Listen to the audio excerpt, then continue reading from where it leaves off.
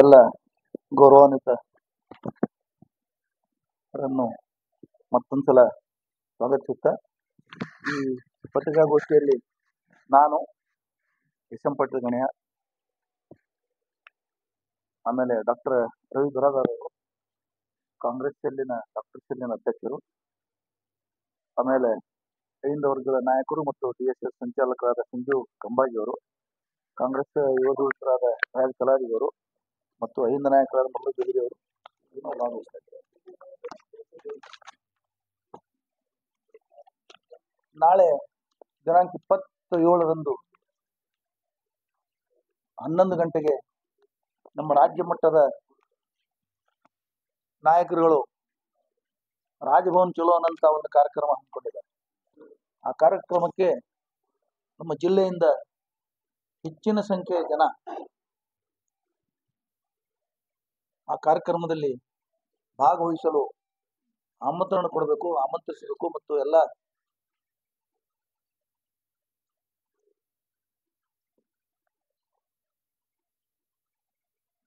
ರಾಜ್ಯಪಾಲರು ನಮ್ಮ ಮುಖ್ಯಮಂತ್ರಿಗಳ ಮೇಲೆ ಕ್ರಮ ಆಗಲಿ ಅಂತ ಹೇಳಿ ಏನೋ ಒಂದು ಪ್ರಾಸಿಕ್ಯೂಷನ್ಗೆ ಅನುಮತಿ ಕೊಟ್ಟಿದ್ದಾರೆ. ಆ ಅನುಮತಿ ಕೊಟ್ಟಿದ್ದ ಪದ್ಧತಿ ಮತ್ತು ಅನುಮತಿ ಕಾನೂನುಬದ್ಧವಾಗಿ ಸಂವಿಧಾನಬದ್ಧವಾಗಿ ಇಲ್ಲ. ರಾಜ್ಯಪಾಲರು ಅನ್ಯಾಯ ಮಾಡಿದ್ದಾರೆ. ರಾಜ್ಯಪಾಲರನ್ನ ಕೇಂದ್ರ ಸರ್ಕಾರ ಹಿಂದಕ್ಕೆ ತಗೋಬೇಕು ಅಂತ ಹೇಳಿ ಅವತ್ತೊಂದು ದಿವಸ ರಾಜಭವನ್ ಚಲೋ ಹೋಗ್ತಾ ಇದ್ದೀವಿ. ಈಗಾಗಲೇ ಆ ಮನವಿ ಪತ್ರವನ್ನು ನಾನು ತಮ್ಮೆಲ್ಲರಿಗೂ ಮುಟ್ಟಿಸಿದ್ದೇನೆ.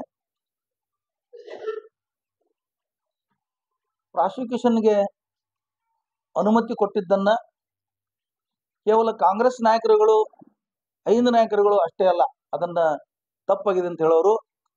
ಈ ರಾಜ್ಯದ ಇಬ್ಬರು ಮಾಜಿ ಅಡ್ವೊಕೇಟ್ ಜನರಲ್, ಅದು ಬಿಜೆಪಿ ಸರ್ಕಾರದಲ್ಲಿದ್ದಂತ ಇಬ್ಬರು ಮಾಜಿ ಅಡ್ವೊಕೇಟ್ ಜನರಲ್ಗಳು ಅದು ತಪ್ಪಂತ ಹೇಳಿದ್ದಾರೆ. ಒಬ್ರು ಹಿರಿಯರಾದ BV ಆಚಾರ್ಯ ಅವರು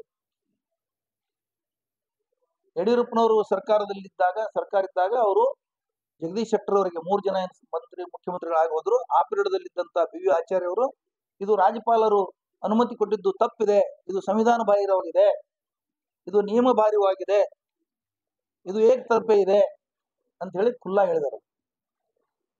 ಇನ್ನ ಎರಡನೇ ಅವಧಿಯಲ್ಲಿ ಅಡ್ವೊಕೇಟ್ ಜನರಲ್ ಇದ್ದಂತ ಬಿಜೆಪಿ ಸರ್ಕಾರದ ಅಡ್ವೊಕೇಟ್ ಜನರಲ್ ಇದ್ದಂತ ಶ್ರೀ ಅಶೋಕ್ ಹಾರನಹಳ್ಳಿ ಅವರು ಸಿದ್ದರಾಮಯ್ಯ ವಿರುದ್ಧ ಮತ್ತೊಂದು ಸೋಸಲಿಕೆ ಆಗೈತಿ. ಜಿಲ್ಲಾ ಪಂಚಾಯತ್ ತಾಲೂಕ್ ಪಂಚಾಯತ್ ಅನುದಾನ 1494 ಕೋಟಿ ದುರ್ಬಳಕೆ ಆಗಿದೆ ಅಂತ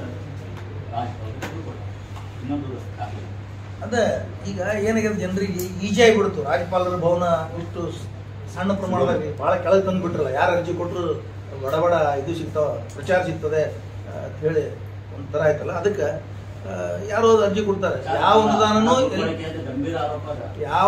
ಅನುದಾನನೂ ಎಲ್ಲಿಯೂ ಮಿಸ್ಯೂಸ್ ಆಗಿಲ್ಲ, ಎಲ್ಲಿಯೂ ದುರ್ಬಳಕೆ ಆಗಿಲ್ಲ.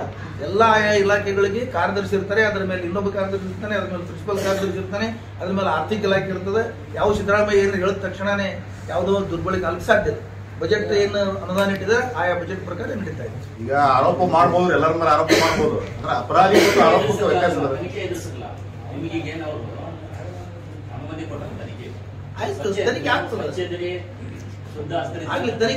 ನಾವು ತನಿಖೆಗೆ ಹಿಂದೆ ಶಿವಸೇನವರ ಒಂದು ಮಾತು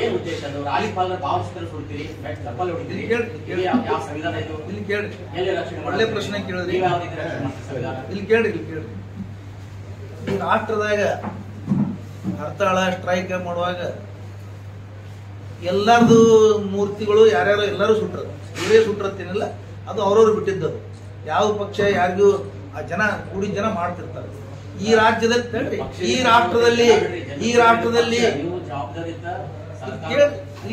ನಂದು ಕೇಳಪ್ಪ, ನಾ ಹೇಳೋದು ಕೇಳ, ನಿಮ್ ಪ್ರಶ್ನೆ ಮುಗಿತಲ್ಲ, ನಾ ಹೇಳ್ತೀನಿ ಕಾಂಗ್ರೆಸ್ ಇಂದ ಹೇಳ್ತೀನಿ. ಈ ರಾಷ್ಟ್ರದಲ್ಲಿ ಮಹಾತ್ಮ ಗಾಂಧಿಯನ್ನ ಕೊಲೆ ಮಾಡಿದ್ದು ಅಣಕು ಪ್ರದರ್ಶನ ಮಾಡ್ತಾ ಇದ್ದಾರೆ ರಸ್ತೆ ಮೇಲೆ. ಇನ್ನು ಇದಕ್ಕಿಂತಲೂ ಹೀನಾಯ ಪರಿಸ್ಥಿತಿ ಏನು ಈ ರಾಷ್ಟ್ರದ ಎಲ್ಲಿ ಬಂದ ಸಂಸ್ಕೃತಿ ಆ ಲೆವೆಲ್ ಬಂದ್ಬಿಟ್ಟಿದೆ. ಈಗ ರಾಜ್ಯಪಾಲರು ತನಿಖೆಗೆ ಆದೇಶ ಮಾಡಕ್ಕೆ ಹೇಳಿದ್ರಿ, ತನಿಖೆಗೆ ಯಾರು ಹೆದರೇ ಇಲ್ಲ. JDS ಅವರು BJP ಅವರು ರಾಜೀನಾಮೆ ಕೊಡು ಹೇಳ್ತಾ ಇದ್ದಾರೆ. ತನಿಖೆ ಮಾಡುತ್ತೆ ಎಲ್ಲರೂ ಒಂದು ವರ್ಡ್ ಹೇಳಿದ್ದಾರೆ ಅವರು. ರಾಜ್ಯಪಾಲರು ದೂರು ಸಲ್ಲಿಸಿದ್ದಾರೆ. ಅಬ್ರಾಹ್ಮನ್ ಅವರು ಇನ್ನೊಂದಿಬ್ಬರು ಅದ್ರ ಬಗ್ಗೆ ತನಿಖೆ ಆಗಲಿಕ್ಕೆ ಎಲ್ಲಿ ಹೇಳಿಲ್ಲ. ರಾಜೀನಾಮೆ ಕೊಡಿ, ರಾಜೀನಾಮೆ ಕೊಡಿ, ರಾಜೀನಾಮೆ ಕೊಡಿ, ಇದೇ ಹೇಳ್ತಿದ್ದಾರೆ. ನೀವು ಬಹಳ ಒಳ್ಳೆ ಪ್ರಶ್ನೆ ಕೇಳಿದ್ರಿ. ತನಿಖೆಗೆ ಯಾರು ಹೆದರೇ ಇಲ್ಲ. ತನಿಖೆ ನಡೀಲಿ, ಪ್ರಕರಣ ಇತ್ಯರ್ಥ ಆಗಲಿ. ಈಗ ಹಿಂದ ಕಾಂಗ್ರೆಸ್ ಸರ್ಕಾರ ಇದ್ದಾಗ 2G ಹಗರಣ, 2G ಸ್ಪೆಕ್ಟ್ರಮ್ ಅಂತ ತಿಳಿಸಿದ್ರು. ಕೊನೆ ಸುಪ್ರೀಂ ಕೋರ್ಟ್ದಲ್ಲಿ ಏನಾಯ್ತದು, ಇದು 2G ಹಗರಣನೇ ಇಲ್ಲ, ಪ್ರಕರಣನೇ ಇಲ್ಲ ಅಂತ ಸುಪ್ರೀಂ ಕೋರ್ಟ್ ನಿರ್ಣಯ ಆಯ್ತು. ಈ ತರ ಮೂಡದ ಹಗರಣನೇ ಆಗಿಲ್ಲ. ಇವ್ರಿಗೆ ಬಿಜೆಪಿ ಅವರಿಗೆ ಒಂದು ಇದು ಇದೆ, ಚಟ ಇದೆ. ಈ ತರ ಸುಳ್ಳುಗಳನ್ನ 100 ಸಲ 1000 ಸಲ ಹೇಳಿ ಯಾರು ಹೆಗಲು ಮುಟ್ಕೊಂಡಿಲ್ಲ. ಇಲ್ಲಿ ಯಾರು ಹೆಗಲೇ ಮುಟ್ಕೊಂಡಿಲ್ಲ. ಯಾಕೆ ಹೆಗಲು ಮುಟ್ಕೋತೀವಿ ನಾವು? ಆರಾಮಾಗಿ ತನಿಖೆ ಎದುರಿಸಲು ನಡೆಯಿದ್ದೀವಿ. ಇವರೇ ರಾಜೀನಾಮೆ ಕೇಳೋಣ. ಸಿದ್ದರಾಮಯ್ಯ ಅವರು ಒಂದು ನಿಮಿಷ, ಸಿದ್ದರಾಮಯ್ಯ ಅವ್ರ ಹೆಸರು ಒಂದ್ ಕಡೆ ಬೇಕಲ್ಲ. ನಿಮ್ಗೆ ಯಾವ್ದಾರ ಒಂದು ದಾಖಲೆ ಒಳಗೆ, ಮೂಡಾದ ದಾಖಲೆ ಒಳಗೆ ಸಿದ್ದರಾಮಯ್ಯ ಮುಖ್ಯಮಂತ್ರಿ ಒಂದ್ ಸಹಿ, ಒಂದ್ ಹೆಸರು, ಒಂದ್ ಏನಾದ್ರು ಬೇಕಲ್ಲ. ಸುಮ್ಮನೆ ದುರುದ್ದೇಶ. ಬಿಜೆಪಿ ಅವರು ತನಿಖೆನೇ ಹೇಳಿಲ್ಲ, ತನಿಖೆ ಮಾಡತ್ ಹೇಳವಲ್ರು. ನೆನಪಿಡ್ರಿ, ಯಾರಿಗಾಗ್ಲಿ ಇವರು ತಾವರ್ ಚಂದ್ ಗೆಹ್ಲೋಟ್ ಸನ್ಮಾನ್ಯ ರಾಜ್ಯಪಾಲರು ದಲಿತರಂತೆ ಯಾರಿಗೂ ಗೊತ್ತಿರ್ಲಿಲ್ಲ. ಏನು ಒಂದು ಕಾನೂನಿನ ಪ್ರಕಾರ ಅವ್ರು ಏನು ಕೊಟ್ಟಿಲ್ಲ, ಸಂವಿಧಾನ ಪ್ರಕಾರ ಏನು ಅವ್ರು ನಡ್ಕೊಂಡಿಲ್ಲ ಅಂತ ಹೇಳಿ ಅವ್ರ ವಿರುದ್ಧ ಸಂವಿಧಾನವಾಗಿ ನಾವು ಒಂದು ಹೋರಾಟ ಮಾಡ್ತಾ ಇದ್ದೀವಿ ಹೊರತಾಗಿ ಇಲ್ಲಿ ಜಾತಿ ಧರ್ಮ ಇವ್ ತಂದುಕಿಂದ ಗಲಾಟೆ ಮಾಡ್ತಕ್ಕಂಥದ್ದು ಇಂಥ ಕೊನೆಯ ಅಸ್ತ್ರ. ಇವ್ರೇನ ಹತಾಶೆ ಆಗಿದ್ದಾರೆ, ಇವ್ರ ಕೊನೆಯ ಅಸ್ತ್ರನೇ ಈ ತರ ಒಂದು ಏನಾದ್ರು ಯಾವ ಉತ್ತರನೇ ಇಲ್ಲ ಅವ್ರಿಗೆ. ರಾಜ್ಯಪಾಲರು ಯಾಕೆ ಪ್ರಾಸಿಕ್ಯೂಷನ್ ಕೊಟ್ಟಿದ್ದಾರೆ ಅಂತ ಹೇಳಿ ಕೇಳಿದ್ರು, ಎಲ್ಲಿ ಕೇಳಿದ್ರು ಕೂಡ ಕಾರಣಗಳನ್ನು ಕೊಟ್ಟಿಲ್ಲ. ಅವರು ಕಾರಣ ಕೊಟ್ಟಿಲ್ಲ ಸಿದ್ದರಾಮಯ್ಯನವ್ರ ಬಗ್ಗೆ. ಯಾಕಂದ್ರೆ ಸಿದ್ದರಾಮಯ್ಯನವರು ಯಾವುದೇ ಒಂದು ಸಣ್ಣ ಶಿಫಾರಸು ಲೆಟರ್ ಇಲ್ಲ, ಅವ್ರ ಅಧಿಕಾರ ಅವಧಿಯೊಳಗೆ ಆಗಿಲ್ಲ. ಅದು ಏನಲ್ಲ, ಸರ್ಕಾರ ಬಿಜೆಪಿ ಸರ್ಕಾರದ ಇದ್ದಲ್ಲಿನೇ ಅಲ್ಲಿ ಬಿಜೆಪಿ ಸರ್ಕಾರದ ಒಬ್ರು ಮೂಡ ಅಧ್ಯಕ್ಷರಿದ್ದವರನ್ನೇ ಒಂದು ಕಾನೂನು ಅವರೇ ರೂಪಿಸಿ 50-50% ಹಿಂಗ್ ಕೊಡ್ಬೇಕಂತ ಹೇಳಿ ಮಾಡಿರ್ತಕ್ಕಂಥದ್ದು ಇದ್ದುದ್ರಿಂದ ಎಲ್ಲಿಯೂ ಒಂದು ಸಿದ್ದರಾಮಯ್ಯನವ್ರ ಹೆಸರು ಇಲ್ಲ, ಸಹಿ ಇಲ್ಲ, ಏನೂ ಇಲ್ಲ. ಆದ್ರೂ ಕೂಡ ರಾಜ್ಯಪಾಲರು ಇವತ್ತು ದುರುದ್ದೇಶಪೂರ್ವಕವಾಗಿ ಅವ್ರು ಕೊಟ್ಟಿರ್ತಾರ ಈ ಒಂದು ಪ್ರಾಸಿಕ್ಯೂಷನ್ ಅನುಮತಿ ಕೊಟ್ಟರು ಅಂತ ಹೇಳಿ ಎಲ್ಲರಿಗೆ ಜಗತ್ ಜಾಹೀರಾಗ್ಯದ. ಇಂಥ ಒಂದು ವಿಚಾರದಲ್ಲಿ ಬಿಜೆಪಿ ಹಾಗೂ ದೇವೇಗೌಡರು ನೋಡ್ರಿ, ದೇವೇಗೌಡರು ಹೋಗಿ ಅಮಿತ್ ಶಾ ಮೋದಿ ಅವರು ಭೇಟಿಯಾಗಿ ಬರ್ತಾರೆ, ಮತ್ತೆ ಕುಮಾರಸ್ವಾಮಿ ಅವರು ಹೋಗಿ ಭೇಟಿಯಾಗಿ ಬರ್ತಾರೆ. ಇವನ್ ರಾಜ್ಯಪಾಲರು ಕೂಡ ದೆಹಲಿಯಿಂದ ಬಂದ ನಂತರನೇ ಈ ಒಂದು ಕಾರ್ಯಕ್ರಮ ಚಾಲೂ ಮಾಡ್ತಾರೆ. ಅಂದ್ರೆ ಅದರ ಅರ್ಥ ಏನಪ್ಪಾ ಅಂತಂದ್ರೆ ಇದು ಎಲ್ಲ ಫ್ರೀ, ಎಲ್ಲ ಮೊದಲೇ ಎಲ್ಲ ಕುಕ್ ಮಾಡಿ ಇಟ್ಟಾರೆ.